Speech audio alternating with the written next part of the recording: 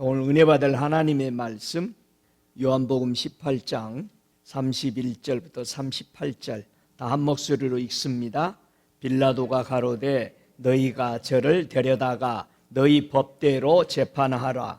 유대인들이 가로되 우리에게는 사람을 죽이는 권이 없나이다 하니 이는 예수께서 자기가 어떠한 죽음으로 죽을 것을 가리켜 하신 말씀을 응하게 하려 함이러라. 이에 빌라도가 다시 관정에 들어가 예수를 불러 가로되 네가 유대인의 왕이냐? 예수께서 대답하시되 이는 네가 스스로 하는 말이뇨 다른 사람들이 나를 대하여 내게 한 말이뇨? 빌라도가 대답하되 내가 유대인이냐? 내 나라 사람과 그 대제사장들이 너를 내게 넘겼으니 네가 무엇을 하였느냐? 예수께서 대답하시되 내 나라는 이 세상에 속한 것이 아니라 만일 내 나라가 이 세상에 속한 것이었다면 내 종들이 싸워 나로 유대인에게 넘기우지 않게 하였으리라. 이제 내 나라는 여기에 속한 것이 아니니라. 빌라도가 가로되 그러면 네가 왕이 아니냐? 예수께서 대답하시되 네 말과 같이 내가 왕이니라. 내가 이를 위하여 났으며 이를 위하여 세상에 왔나니 곧 진리에 대하여 증거하려 함이로라. 무릇 진리에 속한 자는 내 소리를 듣느니라 하신대 빌라도가 가로되 진리가 무엇이냐 하더라. 이 말을 하고 다시 유대인들에게 나아가서 이르되 나는 그에게서 아무 죄도 찾지 못하였노라. 아멘. 은혜 받을 하나님의 말씀의 제목은 내가 왕이니라 라는 제목으로 함께 은혜 받기를 원합니다. 잠시 기도드리겠습니다. 살아계시는 아버지 하나님 감사합니다.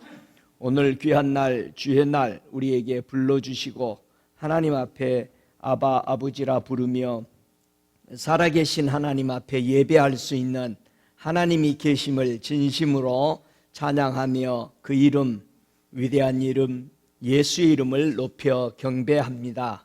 우리에게 생명 주셨고 우리를 영원한 세계로 이끄시고 계시는 우리 주님을 다시 한번 고개 숙여 경배합니다. 한 주간도 하나님의 은혜와 사랑 안에 품어주시고 생명의 주인이심을 다시 고백하며 이 시간 예배하오니 이 시간 저들의 심령 속에 하나님이 살아계신 것과 경배함이 무엇인지를 더 뚜렷이 알게 하시고 우리에게 주어진 영원하신 하나님, 위대하신 하나님에 대해서 자부심을 가지고 추워라도 빗나가지 아니하고 진리를 따라 살아가는 복된 지혜자들이 되도록 축복하여 주시옵소서. 오늘 저들의 마음이 주님 앞에 동화되게 하시고 저들의 마음이 성령과 동화될 때 위대한 하늘이 열려 하나님과 함께함을 친히 보고 경배하며 그분을 높여 찬양하는 믿음의 귀한 예배가 되도록 역사하여 주옵소서. 주께서 임하셔서 만질 자 만지시고 주님의 거룩으로 덮을 자 덮어주시고 새롭게 할 자 새롭게 하셔서 한 사람도 부족함이 없이 충만한 은혜로 인도해 주시옵소서. 전하는 자 듣는 자가 오직 성령 안에 전하고 들어서 한 사람도 하나님의 사람으로 부족함이 없는 충만한 세계로 우리를 이끌어 주시옵기를 예수 그리스도 이름으로 간절히 기도드리옵나이다. 아멘. 이스라엘 백성들이 애굽에서 430년 동안의 노예 생활을 하다가 해방받아서 이제 광야로 나와 40년을 살고 다시 하나님의 약속의 땅 가나안을 들어가게 됩니다. 가나안 땅까지 들어가서 땅을 분배받기까지 무려 세상 왕인 34명의 왕을 죽입니다. 위대한 일들을 우리는 여기서 볼 수 있는데 여호수아가 땅을 분배해 줄 때까지 여호수아 12장에 보면은 34명의 왕을 죽인 것으로 기록이 되어 있습니다. 오늘 우리 예수님께서 내가 왕이다, 왕으로 임했다, 그렇게 말씀합니다. 모세가 광야에 와서 BC 1410년경에 이런 예언을 신명기서 17장 14절 이하에 합니다. 네가 네 하나님 여호와께서 내게 주시는 땅에 이르러서 그 땅을 얻어 거할 때에 만일 우리도 우리 주위의 열국과 같이 우리 위에 왕을 세우리라는 뜻이 나거든. 반드시 네 하나님 여호와의 택하신 자를 네 위에 왕으로 세울 것이며 내 위에 왕을 세우려면 내 형제 중에서 한 사람으로 할 것이요 내 형제 아닌 타국인을 내 위에 세우지 말 것이며 왕된 자는 말을 많이 두지 말 것이요 말을 많이 얻으려고 그 백성을 애굽으로 들어가게 말 것이니 이는 여호와께서 너희에게 이르시기를 너희가 이후에는 이 길로 다시 돌아가지 말 것이라 하셨음이며 아내를 많이 두어서 그 마음이 미혹되게 말 것이며 은금을 자기를 위하여 많이 쌓지 말 것이니라. 그가 왕위에 오르거든 레위 사람 제사장 앞에 보관된 이 율법서를 등사하여 평생에 자기 옆에 두고 읽어서 그 하나님 여호와 경외하기를 배우며 이 율법의 모든 말과 이 규례를 지켜 행할 것이라. 그리하면 그의 마음이 그 형제 위에 교만하지 아니하고 이 명령에서 떠나 좌로나 우로나 치우치지 아니하리니 이스라엘 중에서 그와 그의 자손의 왕위에 있는 날이 장구하리라. 이렇게 모세가 예언을 했습니다. 약 370년 뒤에 BC 가나안 땅에 정착한 이스라엘 백성이 사무엘상 8장에 보면은 드디어 BC 1040년에 왕을 구하게 됩니다. 모세가 예언한 대로 370년 만에 왕을 원합니다. 이때 사무엘이 기가 막혀서 기도하게 되죠. 열방과 같이 우리에게 왕을 세워 우리를 다스리게 하소서. 왕을 달라고 그럽니다. 이때 사무엘이 너무 마음이 아파서 하나님께 기도할 때 여호와께서 사무엘에게 이르시되 백성이 네게 한 말을 다 들으라. 그들이 너를 버림이 아니요 나를 버려 자기들의 왕이 되지 못하게 함이니라. 그들이 모든 행사를 나를 버리고 다른 신들을 섬긴 같이 네게도 그리하는도다. 가장 가슴 아픈 일들이 있습니다. 그리고 나서 왕이 구하는 것이 죄냐 아니냐에 대해서 사무엘상 12장 17절 이하에 보니까 여호와의 목전에 범한 죄악이 큼을 너희로 밝히 알하시리라 하면서 사무엘이 나가서 기도했을 때 하늘에서 우레와 비를 내렸다. 이때는 추수하는 때라고 그랬습니다. 이스라엘의 두 번의 추수 때, 봄 추수와 가을 추수는 어떤 일이 있어도 하나님이 비를 주지 않는 시기입니다. 왜냐하면 추수해야 되는 시기이기 때문에 이 추수 때 하늘에서 우레와 비를 내렸다. 그래서 백성들이 크게 두려워했고 결국은 모든 백성이 사무엘에게 이르되 당신의 종들을 위하여 당신의 하나님 여호와께 기도하여 우리로 죽지 않게 하소서. 우리가 우리의 모든 죄에 왕을 구하는 악을 더하였나이다. 이렇게 깨달으면 왕을 다시 취소해야 되지 않겠어요? 그런데 회개하고 결국은 또 그것을 달라고 해서 갑니다. 우리가 하나님의 음성을 듣고 그분의 우리를 향해서 구해준 은혜를 받았는데도 아니라고 설명을 해줬는데도 다시 그거를 원한다는 얘기예요. 이게 서글픈 일이죠. 분명히 하늘에 천둥 번개와 우박으로 비가 내렸는데 죄를 알면서도 우리를 죽게 않게만 해달라고 기도를 하면서 왕은 구한다라는 얘기예요. 여러분, 왜 왕을 구하면 안 되죠? 왕이 무슨 뜻이요? 우리가 잘 아는 대로 왕이 무슨 뜻입니까? 주권자죠. 주인이다 이 말이에요. 사람이 네 주인이다 이 말이야. 너를 다스린다 이 말이야. 좀 더 구체적으로 얘기하면 왕이라는 뜻을 어디서 인용해다 썼느냐? 다 같이 걸음, 발, 기초를 놓는, 자기 마음에 기초를 놓는 사람이라는 거예요. 왕이. 어찌 여러분 안에 왕이 계셔요? 어떤 왕을 여러분은 소유하고 있습니까? 오늘은 요한복음 18장 37절에 보니까 그 말씀에서 예수님이 이 땅에 오신 정확한 의미에 대해서 설명합니다. 세 가지를 예수님이 설명하시죠. 이 땅에 오신 이유.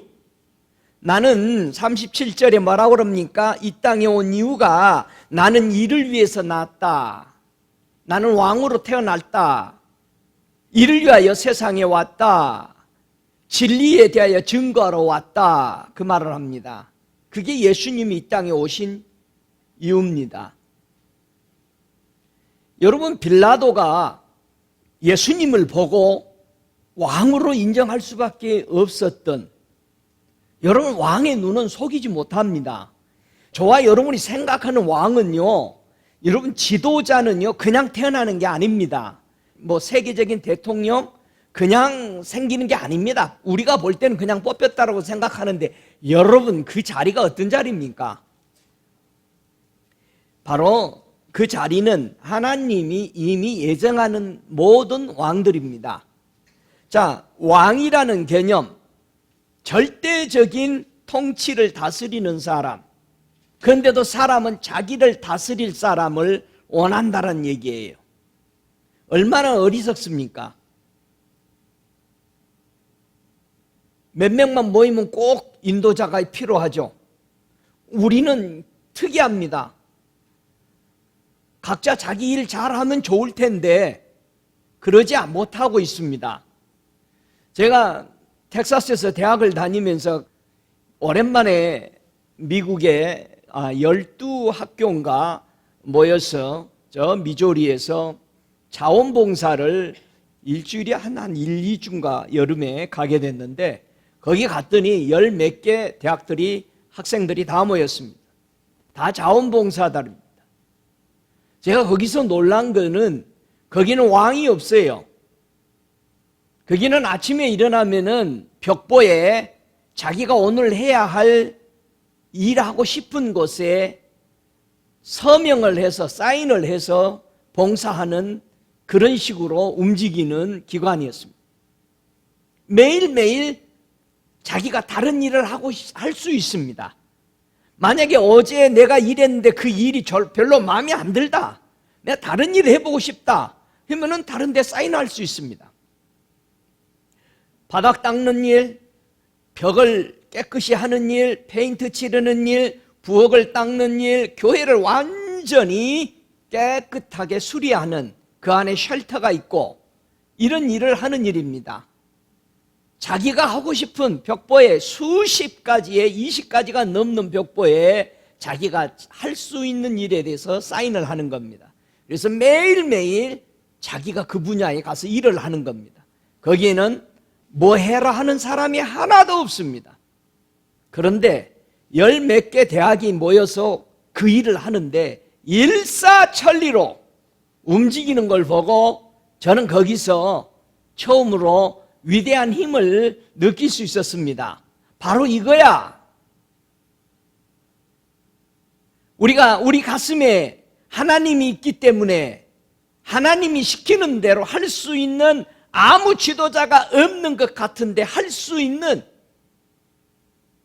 그래서 우리 주님은 구약 성경에 지도자가 없이 일하는 군대가 있습니다.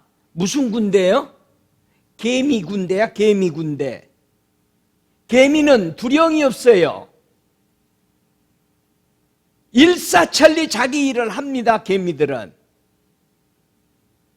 저와 여러분이 오늘 요한복음 18장 37절의 말씀에 이 말씀대로 예수님은 이 땅에 왜 오셨다고요? 진리를 증거하기 위해서 오신 왕이다. 오늘은 진리의 왕에 대해서 공부해 보기를 원합니다. 예수님이 이 땅에 오셨을 때에 왕으로 인정하고 경배했던 사람들이 참 많습니다. 예수님이 어린아이로 태어나자마자 왕으로 인정한 사람이 있었어요.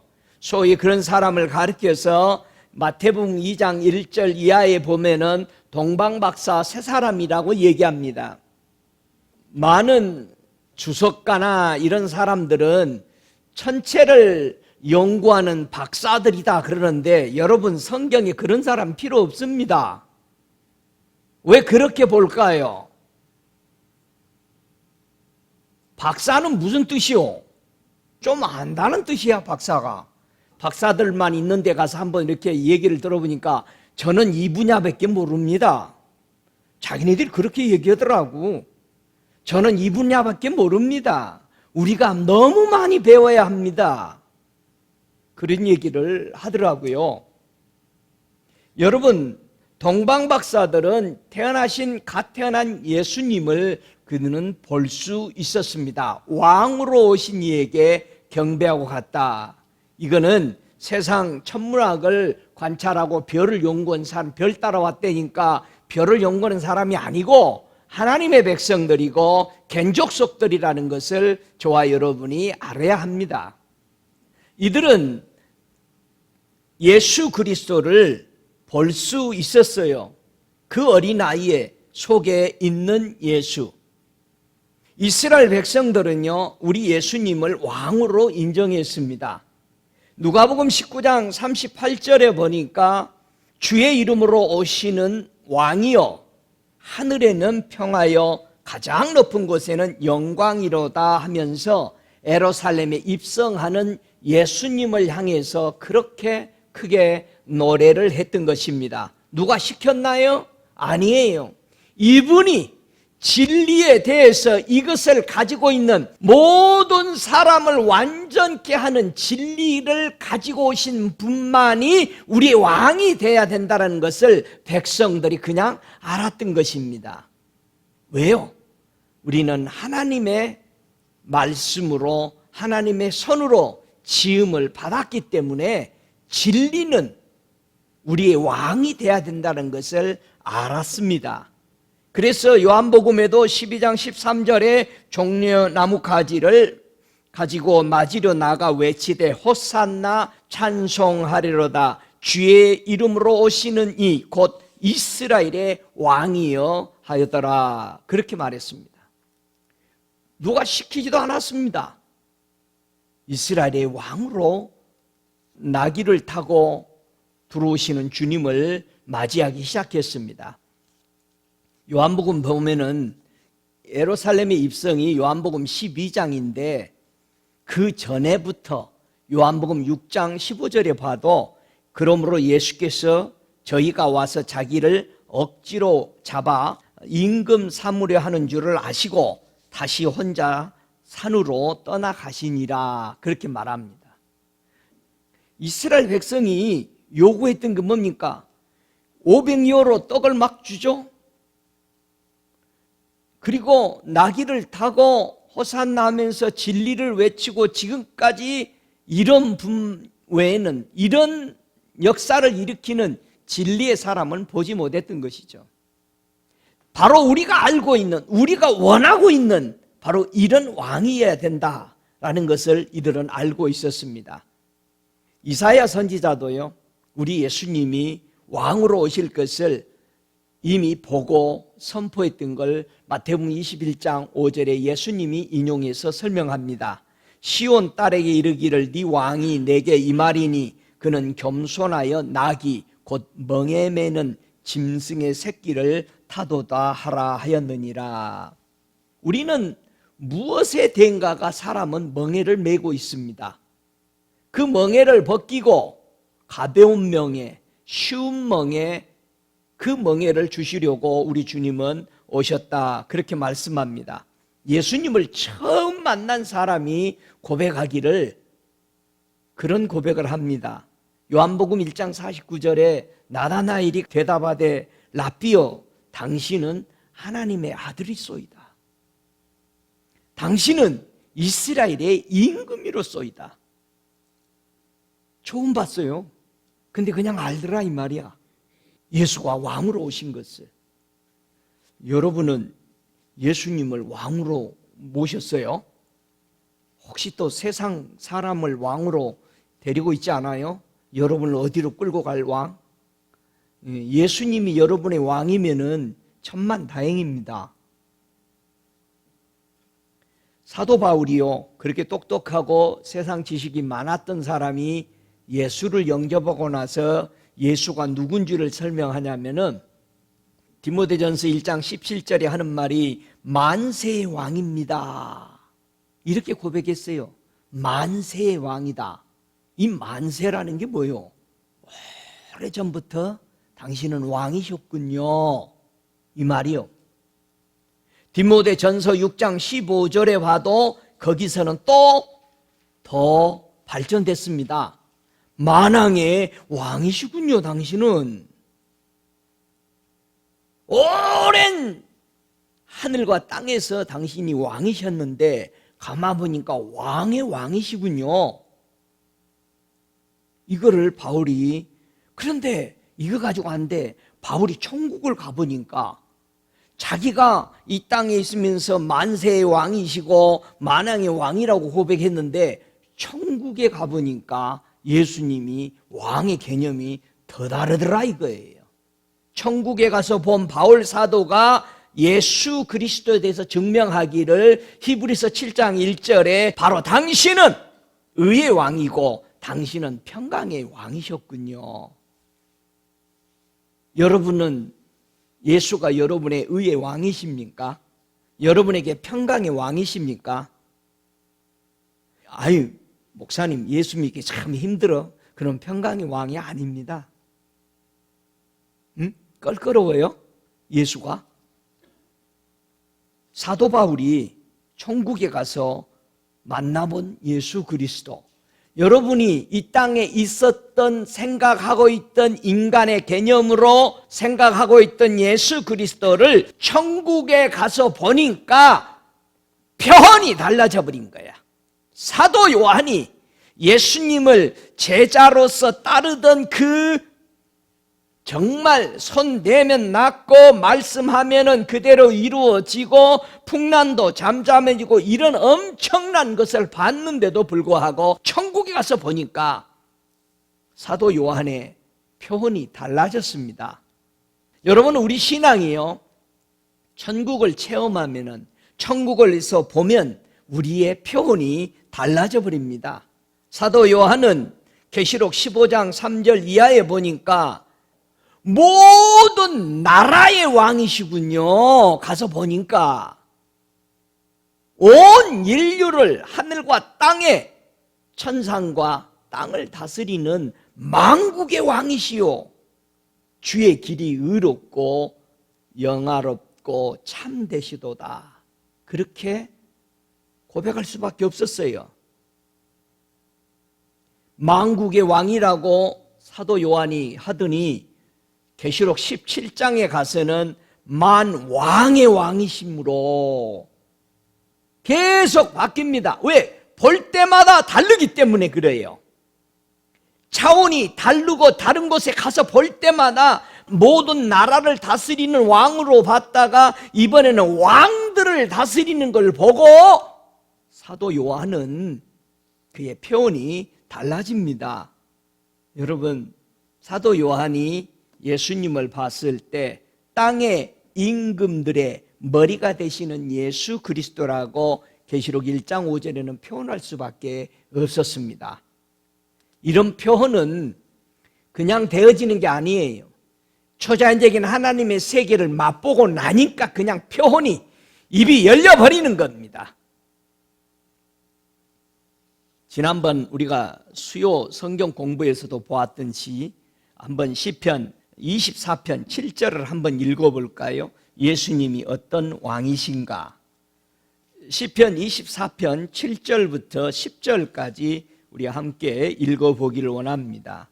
저 먼저 읽습니다. 문들아 너희 머리를 들지어다. 영원한 문들아 들지어다. 영광의 왕이 들어가시리로다. 영광의 왕이 누시뇨 강하고 능한 여호와시요 전쟁에 능한 여호와시로다. 문들아 너희 머리를 들지어다. 영원한 문들아 들지어다. 영광의 왕이 들어가시리로다. 영광의 왕이 누시뇨 만군의 여호와께서 곧 영광의 왕이시로다.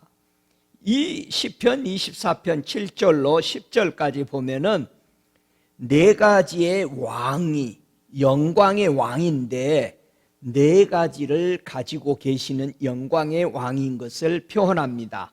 영광의 왕은 뭐라고요? 힘이 있으시다. 여러분, 영광의 왕이 얼마나 엄청난 능력과 권세를 가지고 있는지를 여기서 시편에서 우리는 읽을 수 있습니다.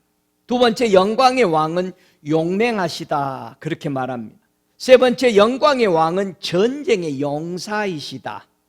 네 번째, 영광의 왕은 만군의 주님이시다 라고 말합니다.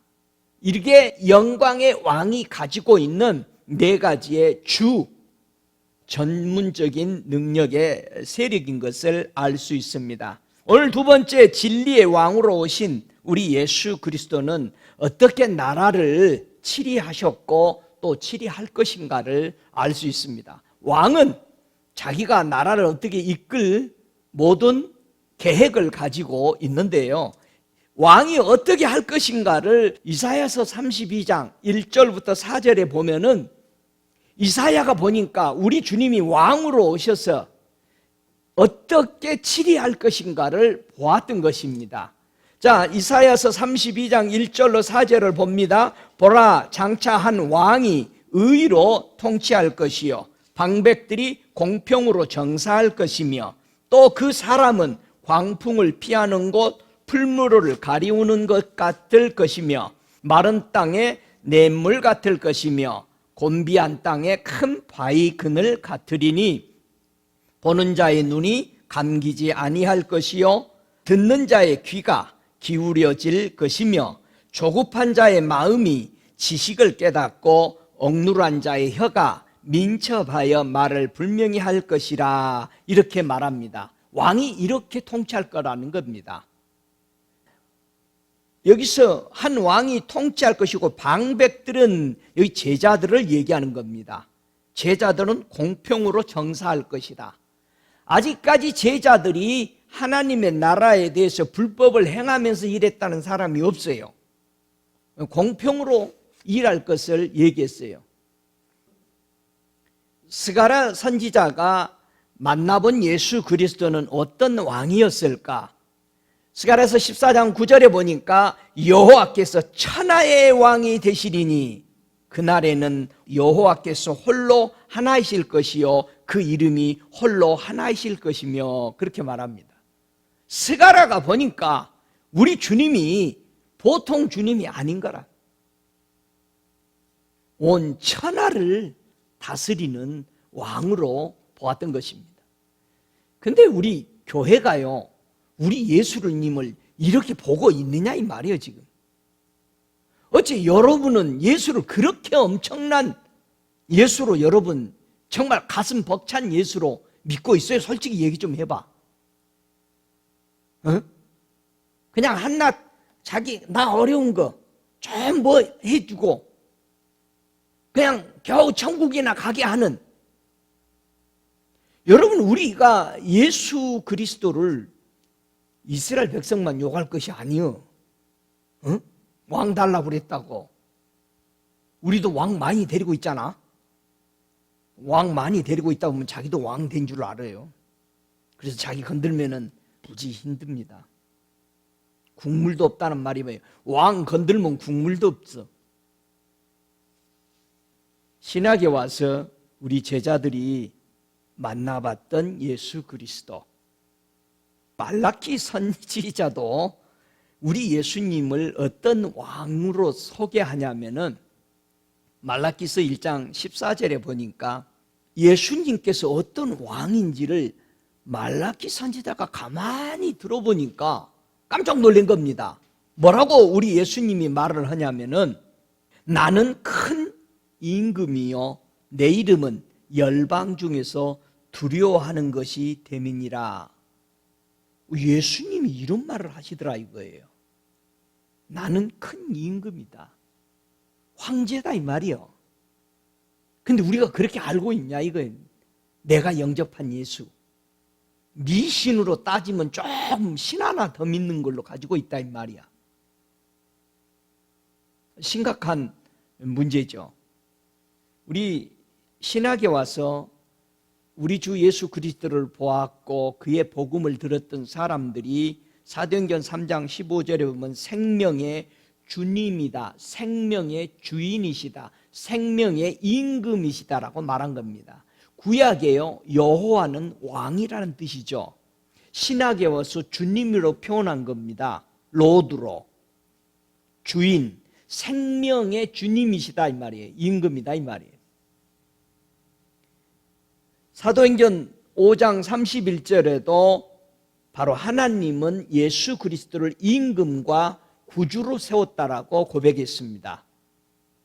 히브리서 2장 10절에도 우리 예수 그리스도는 구원의 주님, 구원의 왕이시다라고 우리에게 표현했고 히브리서 12장 2절에도 믿음의 주님, 믿음의 왕이십니다라고 우리에게 소개했습니다.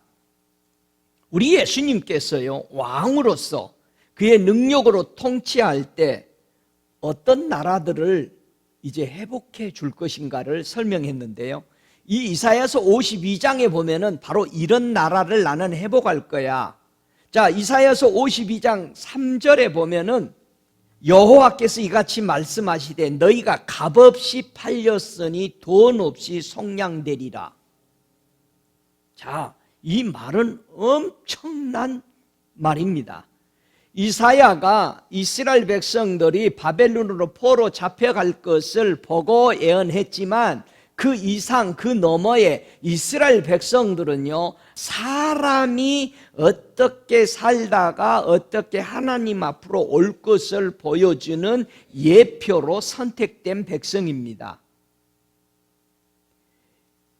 우리 사람들이 어떻게 팔렸다고요?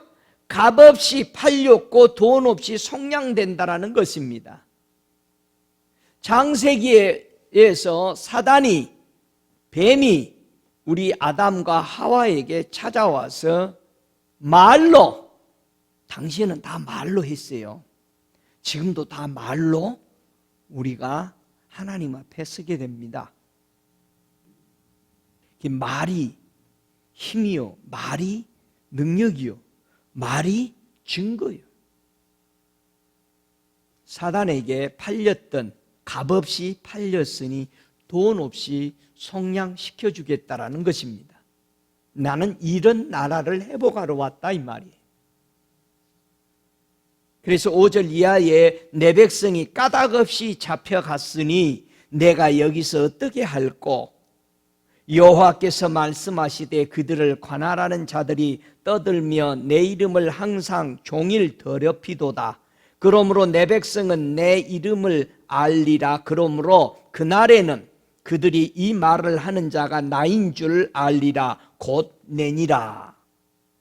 우리 주님이 이런 나라를 회복하러 오셨다는 겁니다. 이스라엘 백성 하나 건지러 온 게 아니고 온 인류의 사단으로 인해서 팔려가 버린, 죄악으로 끌려가 버린 영혼을 구원하러 오시는, 내 나라는 세상의 이 나라가 아니다 라고 오늘 요한복음 18장에 분명히 말씀하잖아요. 만약에 이 땅이 내 나라였으면 내 제자들과 나를 따르는 15,000명이 넘는 이들이 분명히 나를 지켰을 것이다.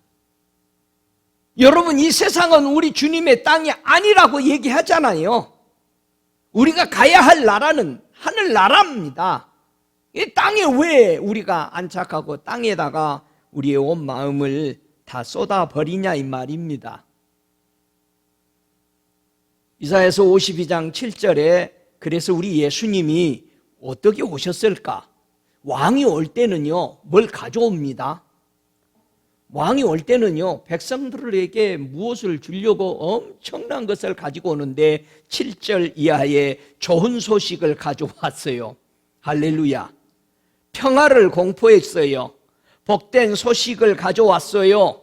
구원을 공포해 줬어요. 시온을 향하여 이르기를 네 하나님이 통치하신다 하는 자의 산을 넘는 발이 어찌 그리 아름다운고, 예수님의 발을 얘기하는 거예요. 이거 선지 복음 전하는 발보다도 여러분, 이사야는 예수님의 발을 보고 얘기한 겁니다. 거기에 예수 다 빼버리고 선교사가 지발이요. 제발 우리 성경 너무 그렇게 오역하지 맙시다. 예수님의 발이 어찌 그리 아름답냐 이 말이에요. 우리 발 그렇게 안 아름답지 않잖아. 냄새나잖아. 조금만 안 씻으면. 우리가 성경을 너무 오역합니다. 이건 내가 하고 너무 비슷하네, 딱 맞네, 그래 해석해버려. 우리 예수님의 발이 그런 발이었습니다. 들을지어다 너희 파수꾼들이 소리로다 그들의 소리를 높여 일제히 노래하니 이는 여호와께서 시온으로 돌아오실 때에 그들의 눈이 마주봄이라, 이렇게 말했습니다.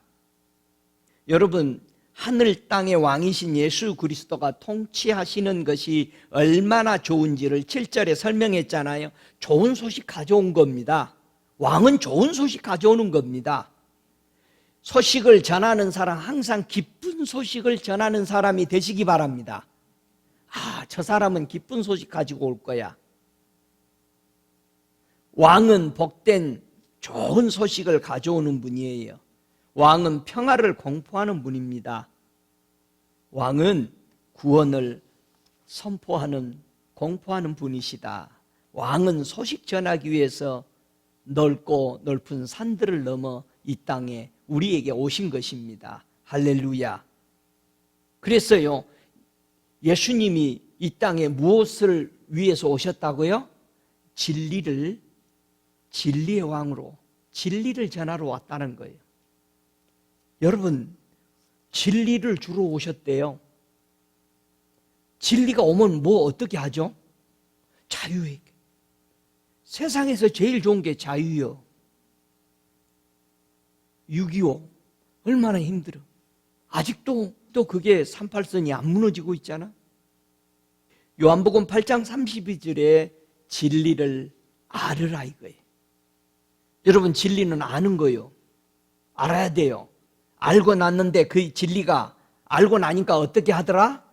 너희를 자유케, 나를 자유케 해줘. 여러분이 예수 알았는데 아직도 예수 믿는 것이 힘들고, 아직도 교회에 대해서, 천국에 대해서, 천국에 갔다 왔다는 얘기만 하면 열불내는 사람이 있어. 그게 희한한 사람들이야. 아니, 진리가 자유케 하는데 하늘나라 걸 들으면 너무 기뻐야 될 거 아니오? 지가 뭔데 또 다녀왔어? 자기는 한 번도 못 갔거든. 비행기 자주 못 타는 사람은 뭐라고 그래요? 야, 비행기 타는데 조심해라. 비행기 요즘 자주 떨어진대더라. 자기는 못 타니까. 여러분, 진리가 우리를 어떻게 한다고요? 자유케 해요. 요한복음 3장 21절에 보니까 왜 진리가 좋냐? 진리를 쫓아가는 것은 뭐다? 빛으로 가는 것이다. 할렐루야. 빛으로 가는 거요. 응? 진리가 왜 좋냐? 요한복음 17장 19절에 진리가 거룩함을 얻게 만들어준다는 거예요. 그럼 이보다 더 좋은 게 어디 있어요? 예수가 진리로 오셨다. 진리는 사람을 자유케 해주는 겁니다. 진리는 사람을 빛으로 인도해 주는 겁니다. 진리는 사람을 거룩하게 해주신다는 겁니다. 이거보다 더 좋은 게 어디 있어요? 근데 이거보다 더 좋은 예수를 말고 꼭 사람들을 왕으로 세우면 어떻게? 여러분의 안에는 누가 나를 다스리는지를 보세요. 여러분이 주인이면 여러분이 다스리는 거예요. 그러면 안 됩니다.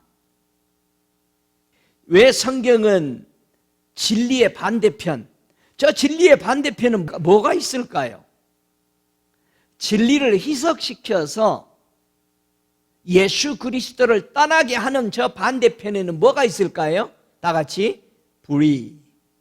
예. 진리의 반대편에는 불의가 있습니다. 비진리가 있다 이 말이에요. 비진리는 언제나 뭐가 전문이요? 거짓말이요.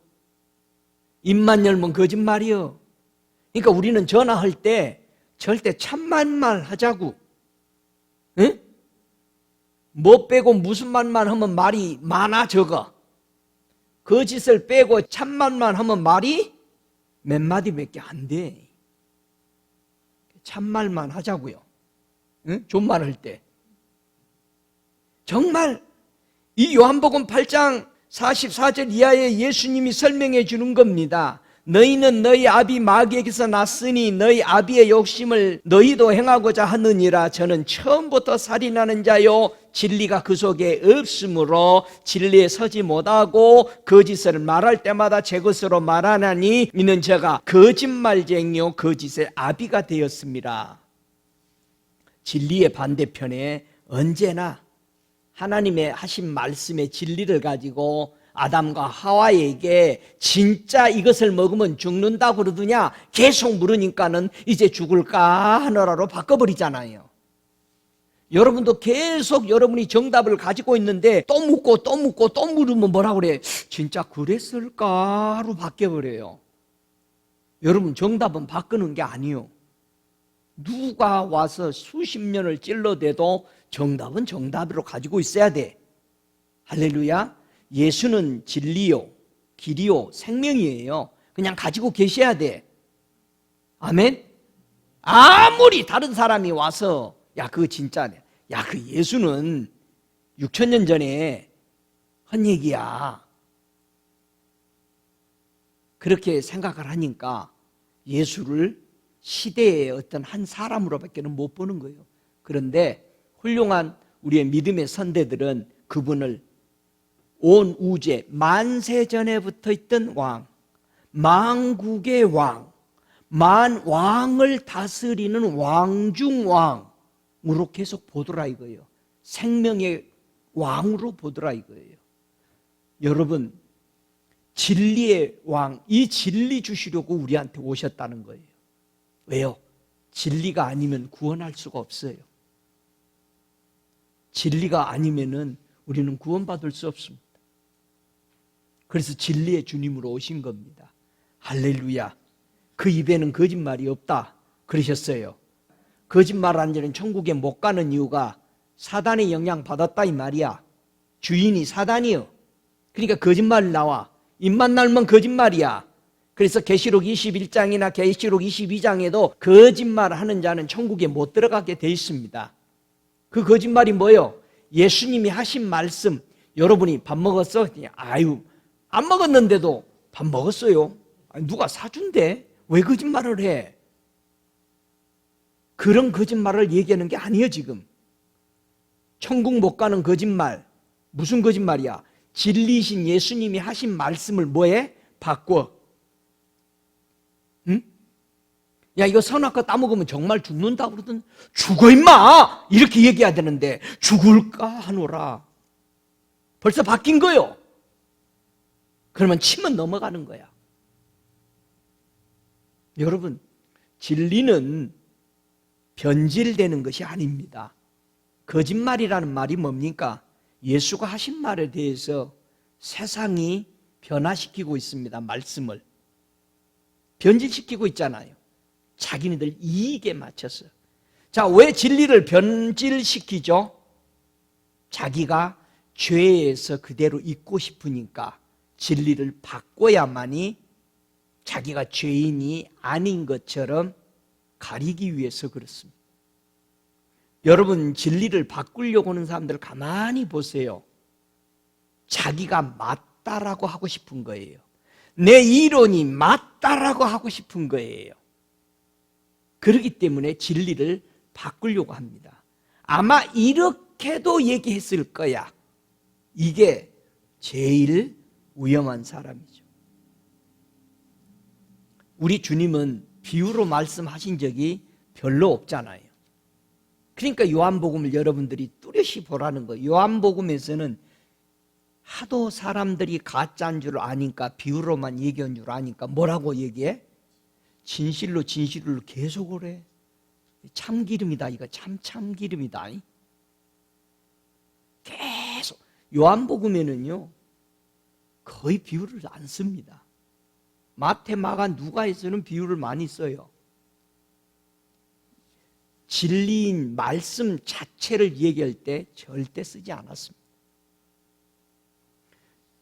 너무나도 많은 사람들이 속아 넘어가게 되는데요. 그래서 진리를 외치는 복음 전도자들이 무엇과 늘 싸웠느냐? 이 로마서 9장 1절에 보니까 내가 그리스도 안에서 참말을 하고 거짓말을 아니하노니 이렇게 말합니다. 나 진짜 얘기하고 있다. 예, 우리는 너무나도 하나님의 말씀을 바꿉니다.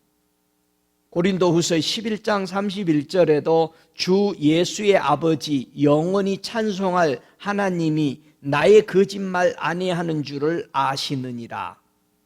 여러분, 바울이 쓴 복음서가 자기 지식으로 쓴 게 아니에요. 자기 지식으로 쓴 사람이, 자기 지식을 배설물처럼 버렸다고 한 사람이 자기 지식으로 썼겠어요? 성령에 의해서 썼다라고 돼 있잖아요. 성경은 성령의 감동으로 써져 있다라고 되어 있는데, 그런데 이걸 가지고 또 얘기합니다. 여러분, 그것을 2번 이상 얘기하는 것은 조심해요. 그런 사람. 너희가 서로 거짓말을 말하라. 옛사람과 그 행위를 벗어버리고, 골로새 3장 9절에는 얘기합니다. 나는 무슨 말을 하고 살아가고 있는가? 요한복음 7장 18절에 보면은 스스로 말하는 자는 자기 영광만 구하되, 하나님의 진리의 말씀을 가지고 스스로 다른 뜻으로 설명하는 것은 자기 영광을 구하기 위해서 그렇게 말한다는 얘기예요. 그러나 보내신 이의 영광을 구하는 자는 참되니 그 속에 불의가 없느니라. 불의가 없다는 것은 진리의 왕 예수께서 하신 말씀을 바꾸지 않는다는 뜻입니다. 왕이 한 말은 왕의 한 말이야. 세상 왕들도 인장 반지까지 찍어버리면 변개할 수 없었다라고 그랬어요. 우리 예수 그리스도는 하나님이 인정한 구세주 왕인 것입니다. 그렇기 때문에 변경할 수 없습니다. 여러분, 그 예수를 믿으십니까? 여러분이 따르고 있는 그 예수가 그 진리의 왕이신 것을 믿으십니까? 그래서 성도가 우리가 기도해야 될 요구, 우리가 갈망해야 될 기도가 무슨 기도해야 되냐?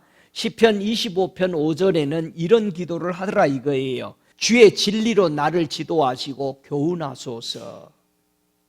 정말 우리가 기도해야 될, 주의 진리로 나를 지도해 주시고, 그리고 그 진리로 나를 교훈해 주세요. 그래서 우리는 주님의 진리로 지도받고 훈계받고 살아가야 됩니다. 사람 말이 아니라, 사람 말은요 왜 틀리냐? 죽지 않았으니까 틀려요. 죽은 사람 말은 유언으로 됩니다. 그러니까 죽지 않는 사람들의 말은 거의 신빙성이 없어요. 미안하지만 나도 사람인데 아닌 거는 아니야. 제가 연구하는 그 박사에게 물어봤어요. 하도 큰 소리 쳐서. 그 연구하면서 다 가설을 먼저 정해놓고 하면서 왜 이렇게 거짓말 가지고 큰 소리 쳐? 내가 그랬더니 그거는 맞아요. 그 사람 정직하더라고. 그거는 맞아요.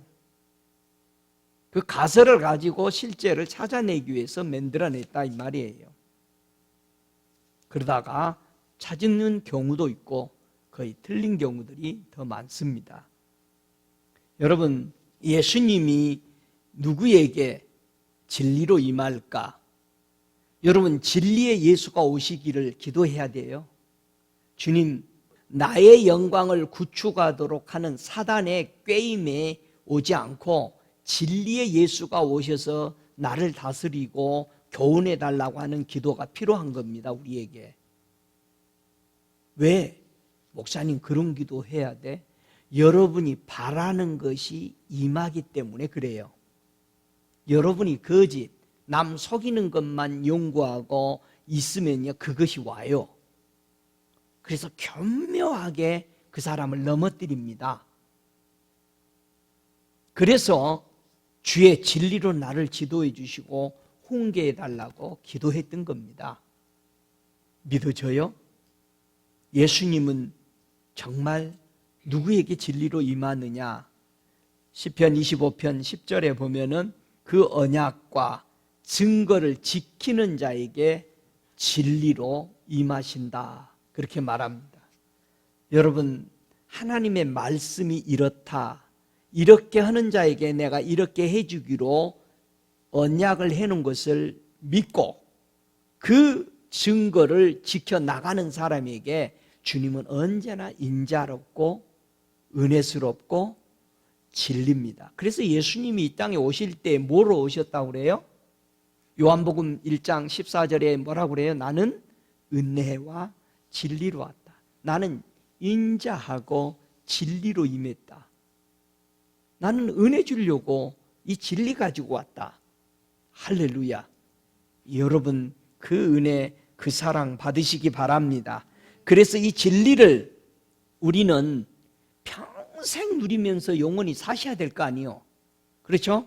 이 진리를 계속 누릴 수 있는 비결이 뭐예요? 응?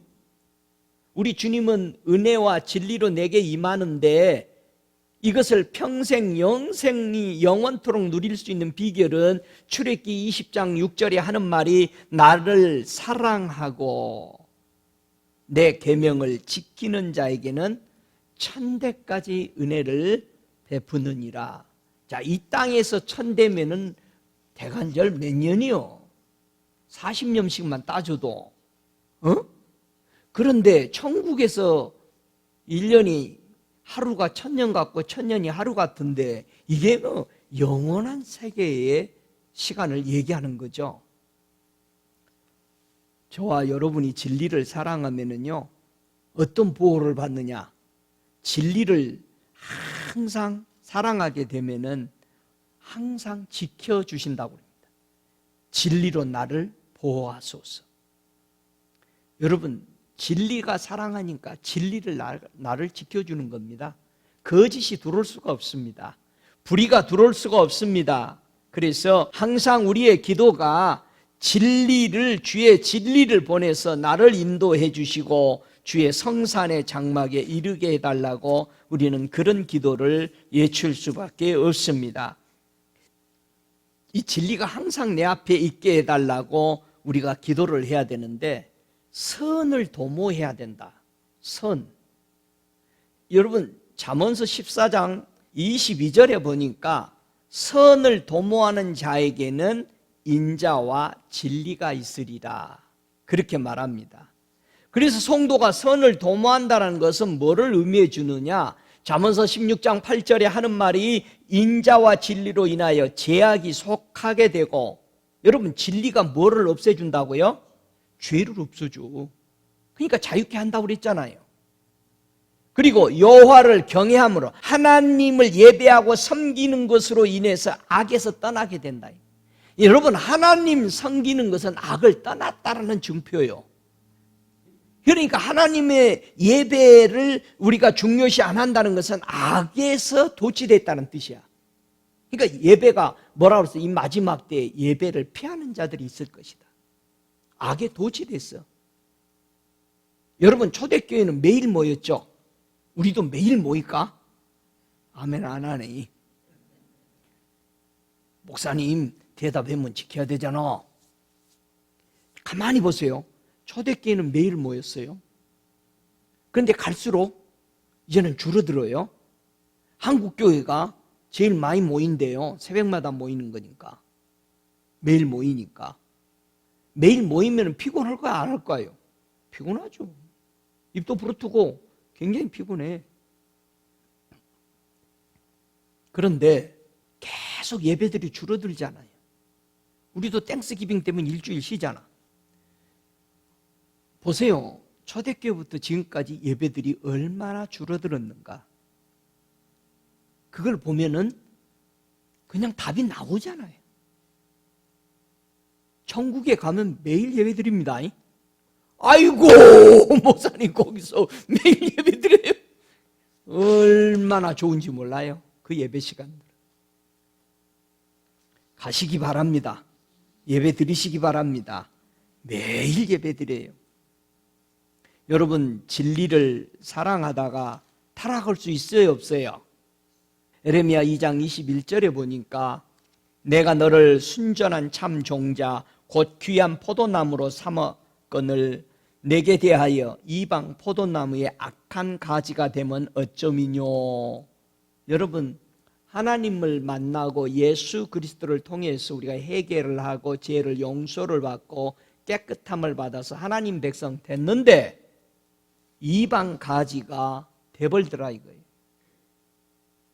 여러분, 우리는 진리 안에 머물지 않으면은, 성령에 보호받지 않으면은 우리는 타락합니다.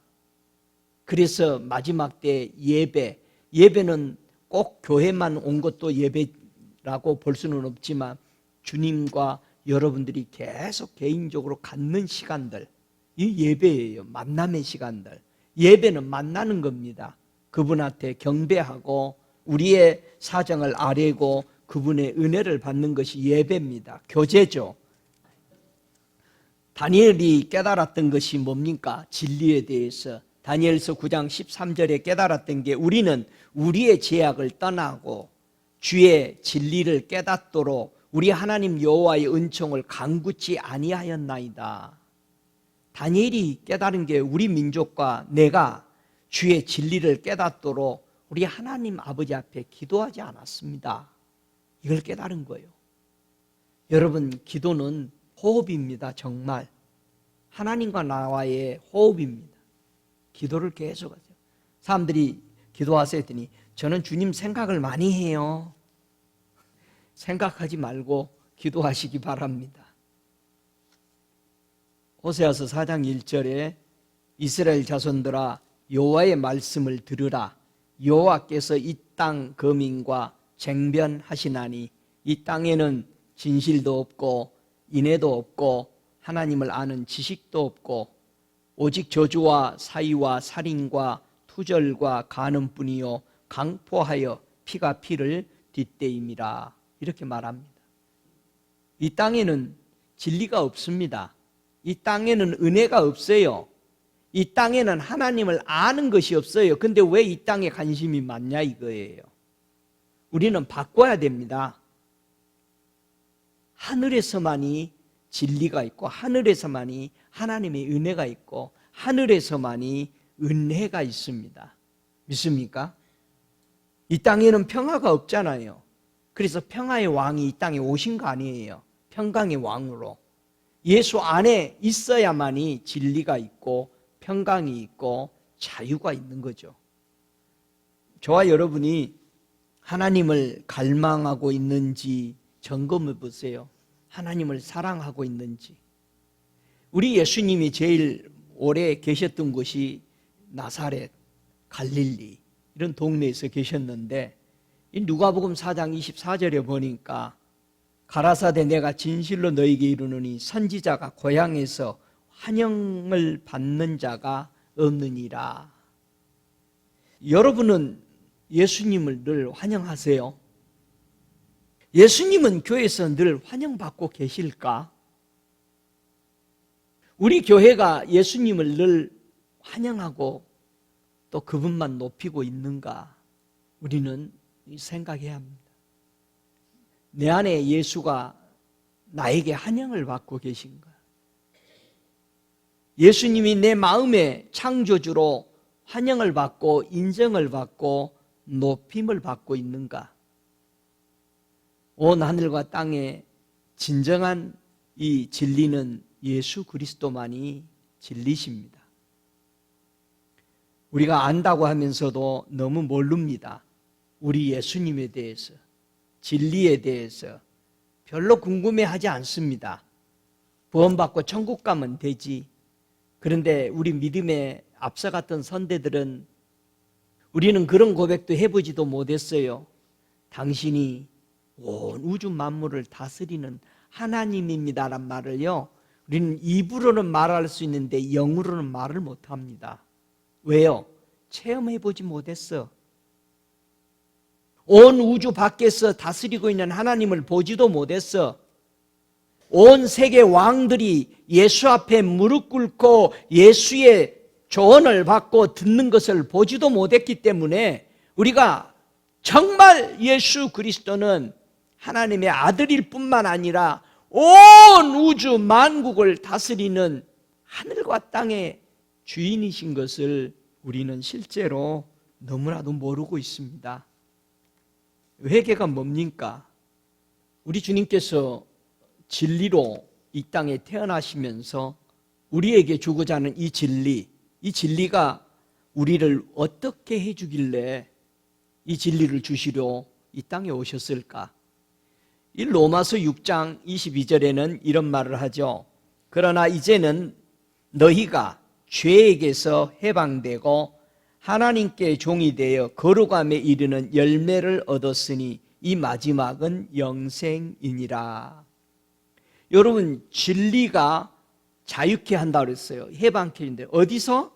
죄에서 해방시켜 준다고 그랬어요.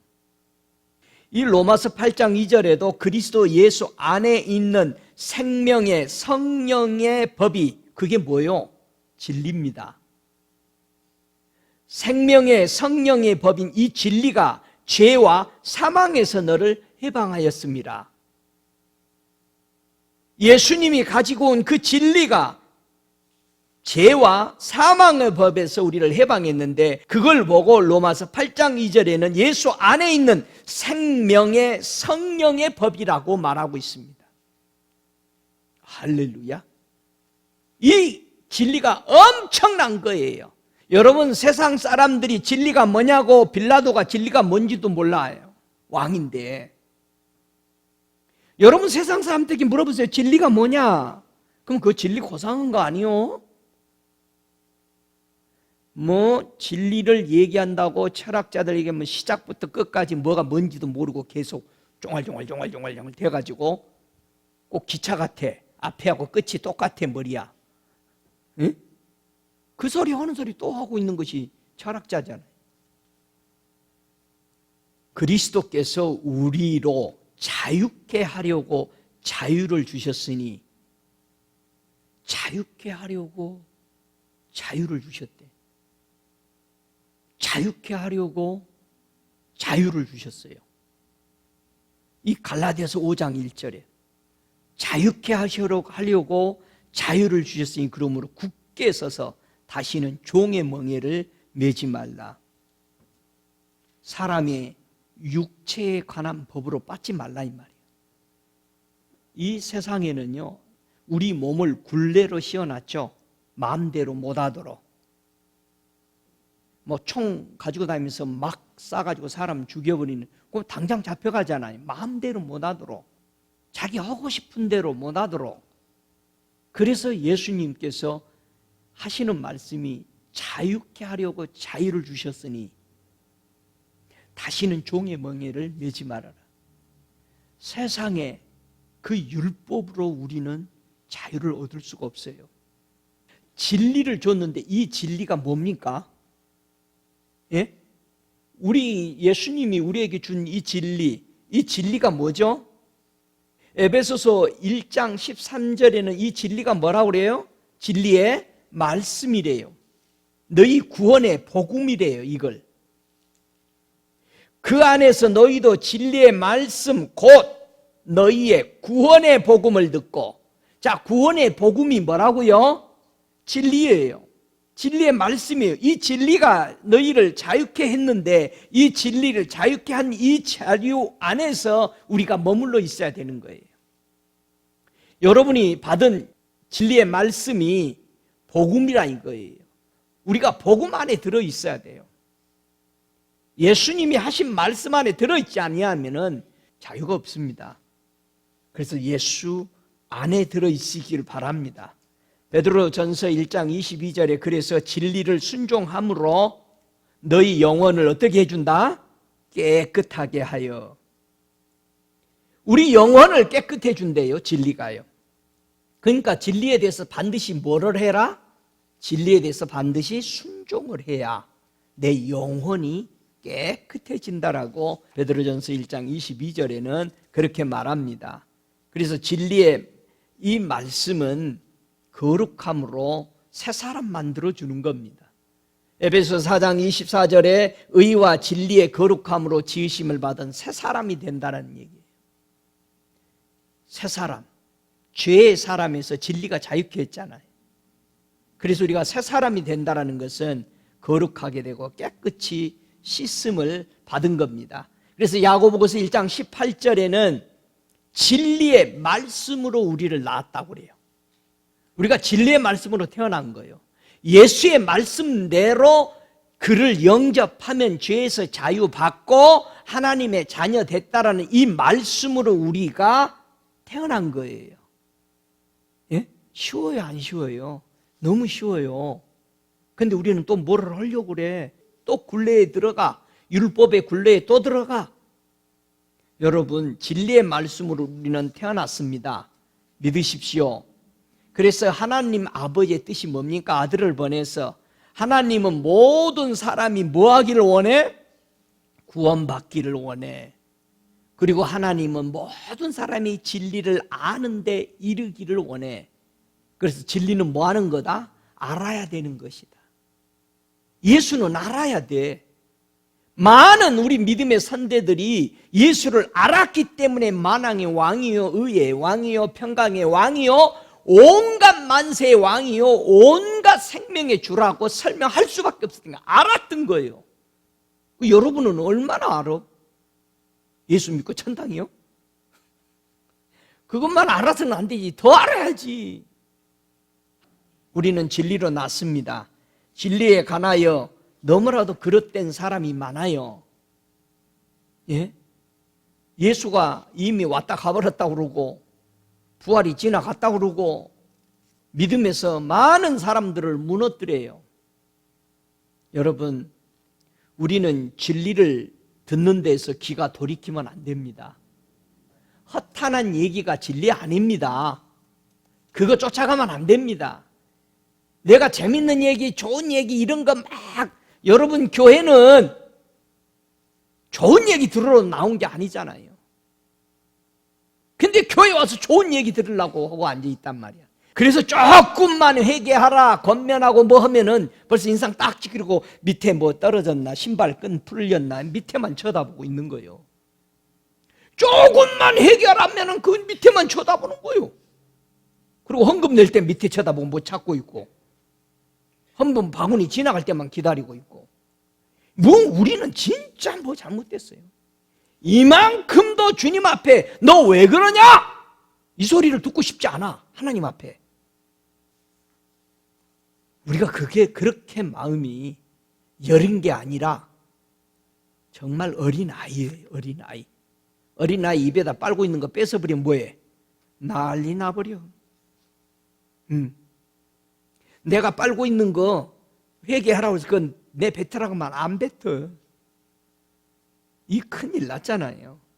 우리는 진리를 듣는 귀가 바로 열려야 되는데 허탄한 얘기, 남의 타이어에 빵꾸 내놓고 멀리서 이렇게 보고 골탕 먹는 거 쳐다보고 있는 티네이저들 같은 사람.